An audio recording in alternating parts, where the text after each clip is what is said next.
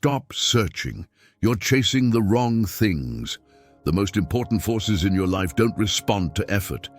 And if you don't understand this now, you'll waste years without noticing.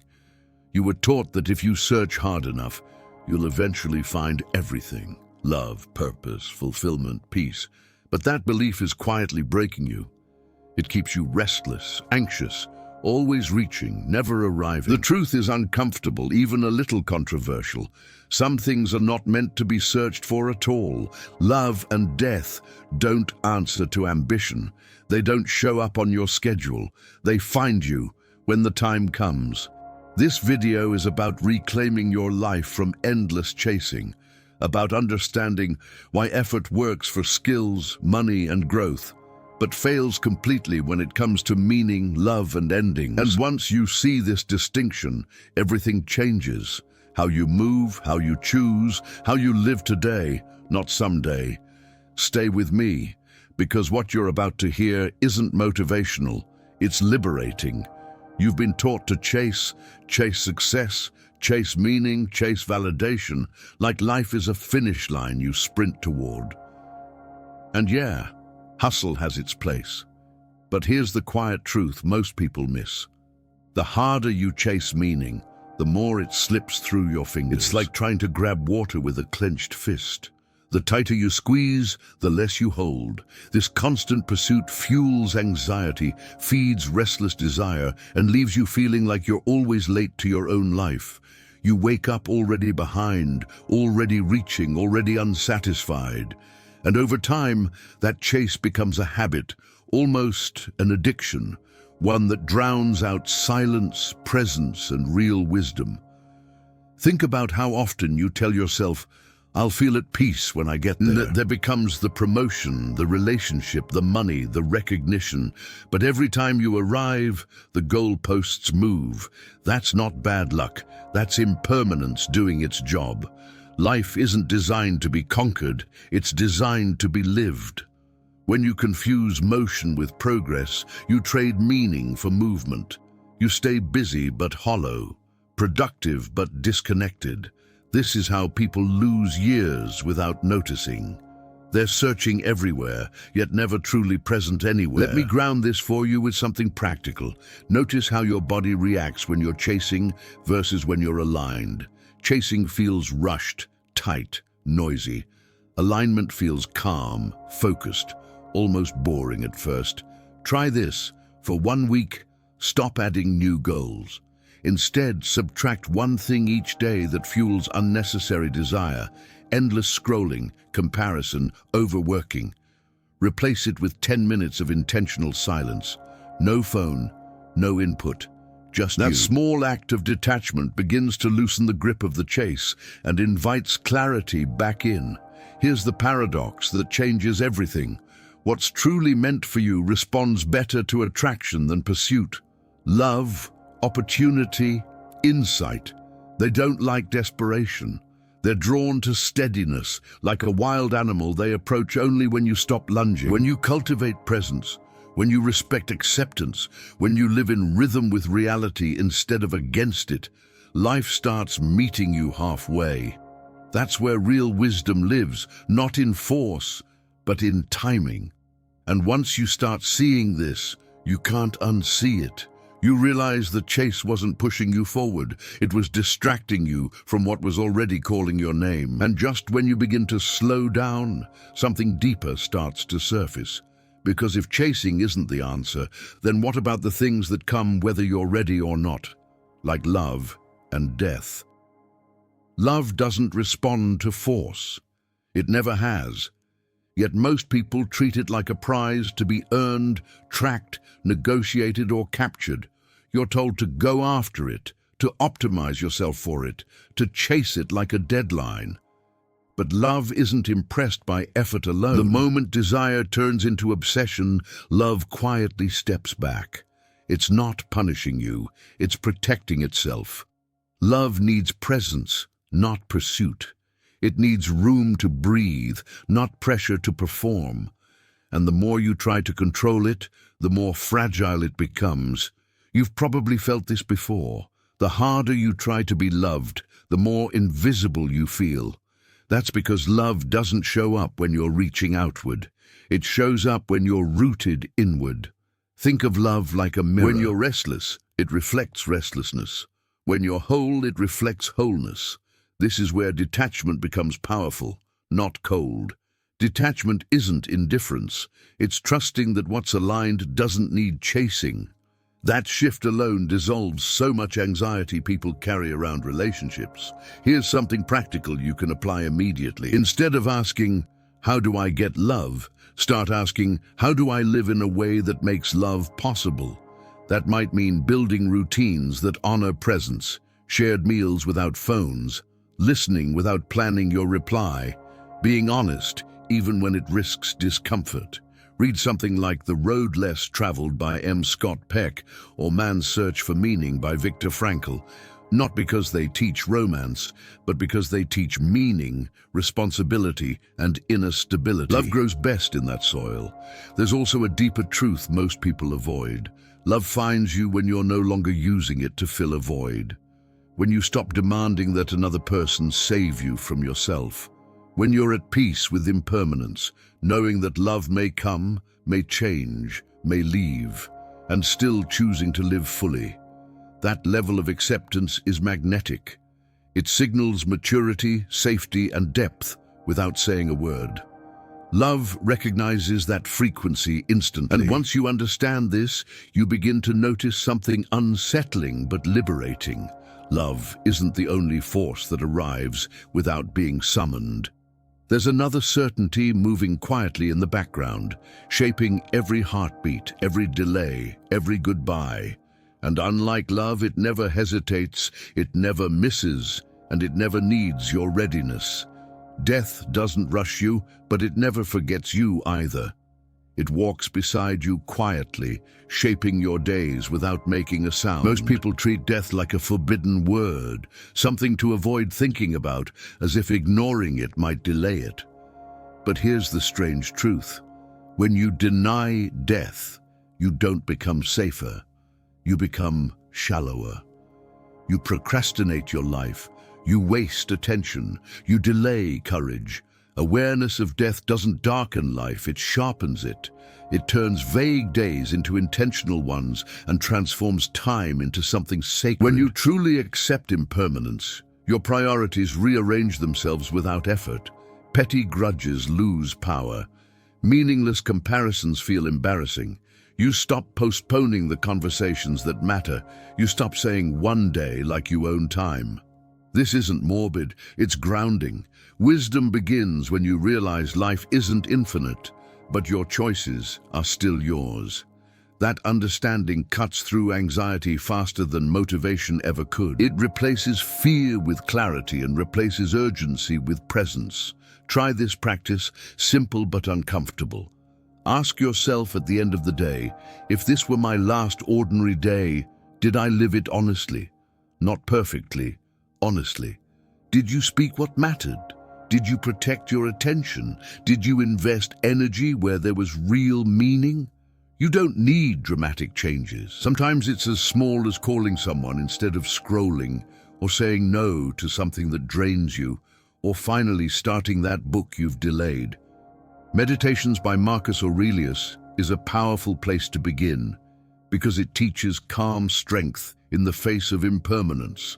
Death also teaches detachment, but not in a cold way.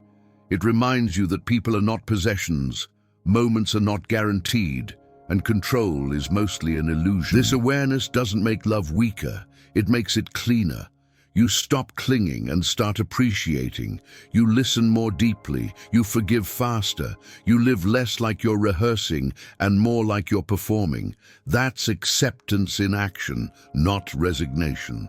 And here's the quiet twist. Once you stop fearing death, you stop rushing life. You slow down enough to notice what actually matters. And that slowing reveals another trap you may not have seen yet. The subtle cost of wanting too much, of letting desire multiply faster than your capacity to enjoy what's already here. Wanting isn't the problem. Wanting everything is. Desire starts as fuel, but when it multiplies without restraint, it turns into noise. You begin to confuse abundance with excess, progress with accumulation. More goals, more options, more pressure. And suddenly your life feels like a browser with 50 tabs open.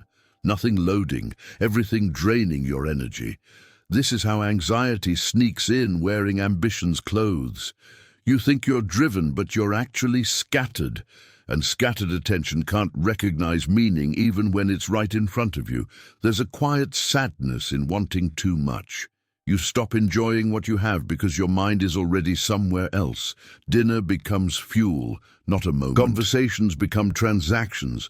Even rest feels unproductive. This is the hidden tax of unchecked desire. It robs you of presence. You're always leaning forward, never rooted where you are. And when you live like that long enough, life starts to feel thin, rushed, and oddly unsatisfying, no matter how much you collect. Here's something practical you can test this week. Choose one area of your life, work, relationships, or personal growth, and deliberately limit your wants. Not forever. Just temporarily. For example, instead of consuming 5 sources of information, commit to one great book. Essentialism by Greg McKeown is a strong choice because it teaches you how to subtract without guilt. Notice how silence returns when excess leaves. Notice how your focus sharpens. This is detachment not as loss, but as relief. The mind doesn't need more stimulation, it needs more space. When you reduce unnecessary wants, wisdom has room to speak. You begin to recognize which desires are borrowed from society, comparison, or fear, and which ones are truly yours. This is where acceptance becomes powerful. You accept that you can't live every life, chase every path, or become every version of yourself. And strangely enough, that acceptance doesn't shrink your life, it deepens it. Once you see how desire quietly exhausts you, another realization begins to form. If wanting less brings clarity, then maybe the real skill isn't getting more, but knowing when to stop. And that insight opens the door to something even subtler. Learning how to let life move without constantly trying to steer it. There's a difference between effort and interference, and most people cross that line without noticing. You plan, push, optimize, correct again and again until life feels like something you're constantly managing. But life isn't a machine. It's a rhythm. When you try to force outcomes, you disrupt timing. And timing, more than talent or effort, decides how things unfold. This is where acceptance isn't weakness, it's intelligence. Letting life happen doesn't mean doing nothing. It means doing what's yours and releasing what never was. Think of it like sailing. You can't control the wind, but you can adjust the sails. People who resist this truth exhaust themselves fighting reality. People who understand it move with less friction, less anxiety, and more presence. They act, but they don't cling. They try, but they don't beg. That balance creates a quiet confidence that others mistake for luck. In reality, it's wisdom, knowing when to push and when to pause. Here's a practical way to experience this shift. The next time something doesn't go as planned, a delay, a rejection, an unexpected ending, pause before reacting. Don't label it good or bad. Just ask, what is this making room for? That single question invites detachment and interrupts emotional spirals. Over time, you'll notice patterns. Some of the best things in your life arrived only after something else fell apart. That's impermanence teaching without words. Letting life happen also restores your relationship with silence. You stop filling every gap with noise, explanation, or control. You give events time to reveal themselves. This is especially powerful in relationships and career choices. Instead of forcing clarity, you wait for alignment. Instead of chasing meaning, you notice it emerging naturally, often in places you weren't even looking. And once you experience how much lighter life feels without constant interference, a deeper question begins to surface. If you're not meant to control everything, then what are you meant to control? That question, simple, unsettling, leads directly to the next layer of mastery. One of the most exhausting mistakes you can make is spending your life trying to control the wrong things. You try to manage outcomes, people's reactions, timing, and fate itself, then wonder why you feel tense all the time. Control, when misapplied, becomes a silent form of anxiety. Real power doesn't come from controlling life. It comes from knowing precisely where your control ends.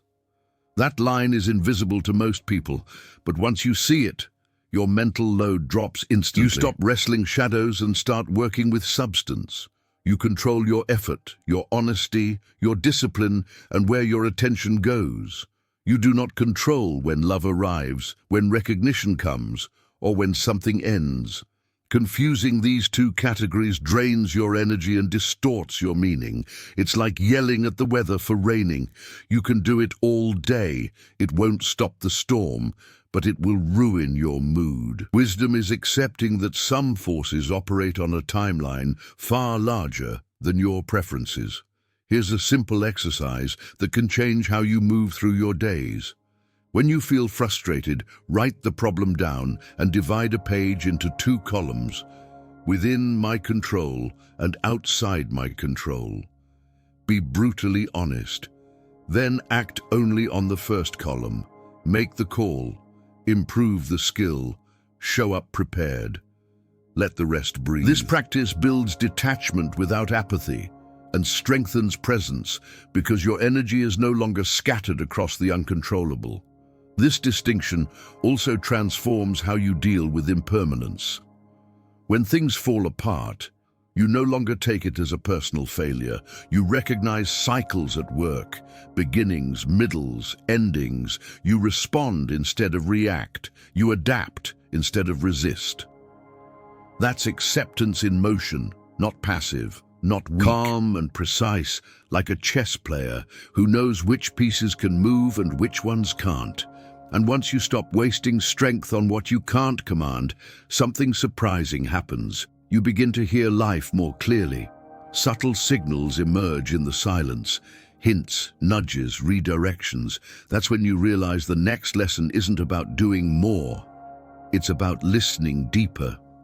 Most people are afraid of silence, not because it's empty, but because it's honest. In silence, there's nowhere to hide, no notifications to distract you, no opinions to borrow, no noise to drown out what you already know. That's why silence feels uncomfortable at first. It strips away illusion. Yet this is exactly where wisdom waits patiently, not shouting, not chasing, just there ready whenever you slow down enough to listen. You live in a world that rewards constant input. Podcasts while walking, music while driving, videos while eating. And slowly, without noticing, you lose contact with your own internal voice. Presence fades, meaning gets outsourced. Silence becomes something to avoid rather than something to enter. But think of silence like a clear lake. When it's disturbed, you see nothing. When it's still, everything beneath the surface becomes visible. Try this. Create a daily quiet window, even if it's just 10 minutes. No phone, no music, no agenda. Sit, walk, or breathe. At first, your mind will race. Lists, worries, old conversations. That's normal. Don't fight it. Let it pass. This is acceptance in practice. Over time, the mental noise softens and something steadier emerges. Insight, calm, direction. That's not imagination. It's your nervous system relearning balance. Silence also teaches detachment. You begin to notice which thoughts are habitual and which ones are true. You stop identifying with every impulse or fear. Anxiety loses its grip because it thrives on speed and stimulation. Slow things down, and it weakens. This is why so many breakthroughs happen during walks, showers, or quiet mornings. Silence doesn't give answers, it makes you capable of recognizing them. And as silence reconnects you with yourself, another realization surfaces. Many people aren't tired because they do too much.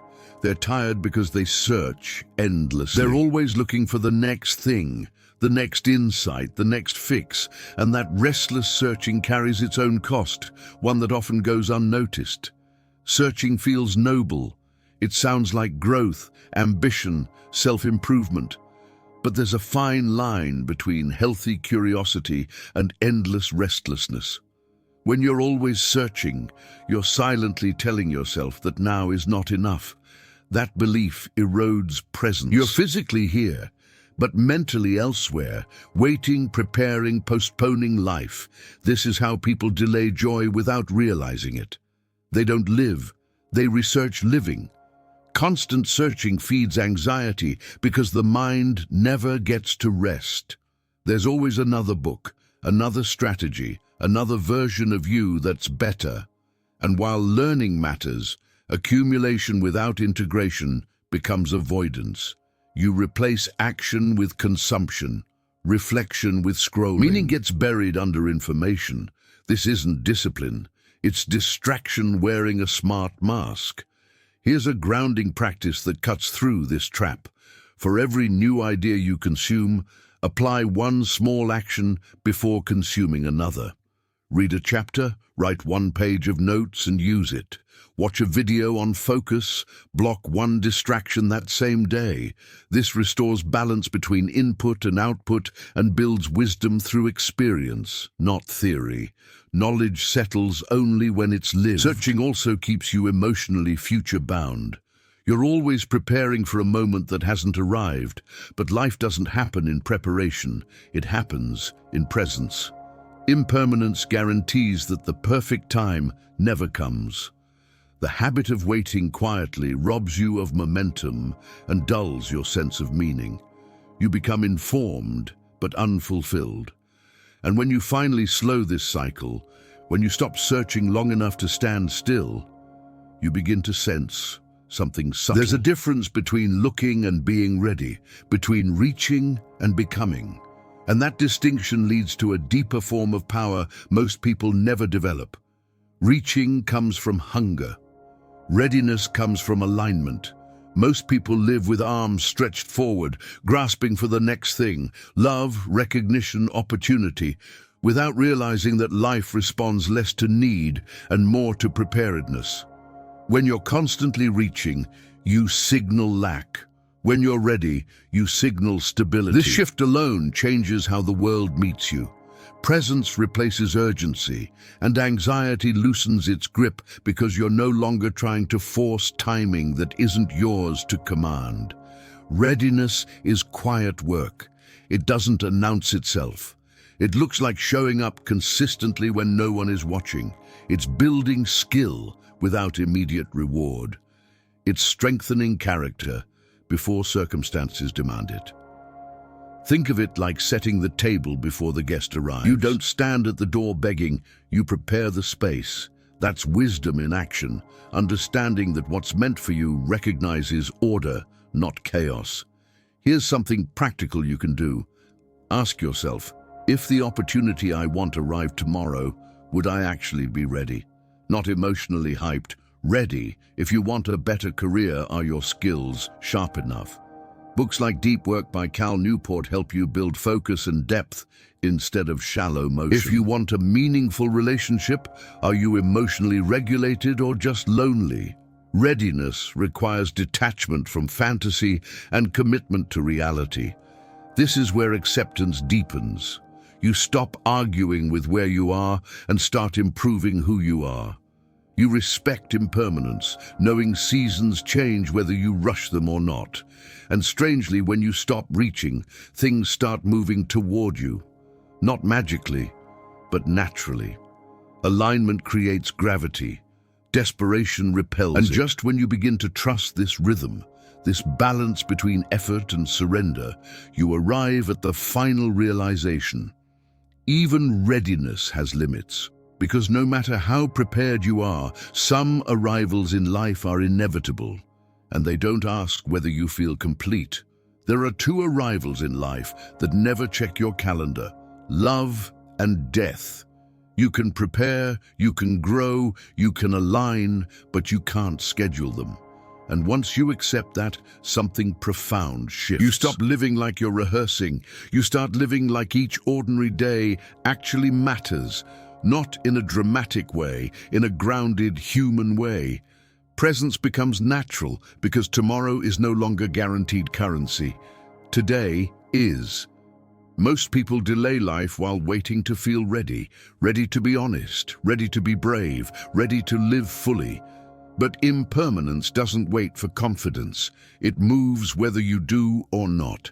This is why awareness of death isn't depressing, it's clarifying. It strips away fake urgency and leaves you with real priorities. What's worth your time? Who deserves your attention? What truth are you tired of carrying silently?